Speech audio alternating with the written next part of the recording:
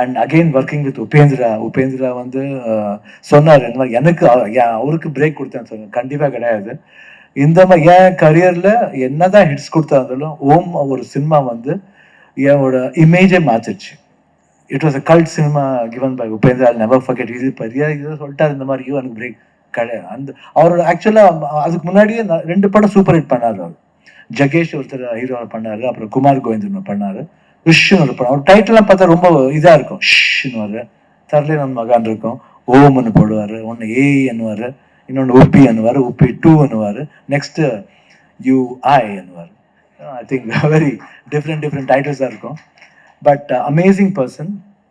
And as a director மட்டும் இல்லை, human பீயிங்காக ரொம்ப amazing person. And you share a very good rapport. 2 படம் நடிச்சிருக்கோம், இப்போ 3rd படம் நடிக்கிறது. Fan of him also. Especially Pichaikkaran ஒரு படம் பண்ணார், ரொம்ப எக்ஸ்ட்ராடினரியாக பண்ணியிருந்தாரு. ஆக்சுவலி எனக்கு அது ஆஃபர் வந்தது தான் கரண்ட்டில் பண்ணுறதுக்கு. பட் எனக்கு ஜோகி பண்ணதுனால அது மதர் சென்டிமெண்ட் இருக்குது, நான் எப்படி கனெக்ட் ஆகுறது தெரியலன்னு சொல்லிட்டு விட்டுட்டேன், அவ்வளோதான். இல்லை நான் இப்போ தான் தெரியுது, why did I miss, I should have done தட்னு ரொம்ப ஃபீல் பண்ணுறேன் sir. But next time will do together sir. Waiting for your script.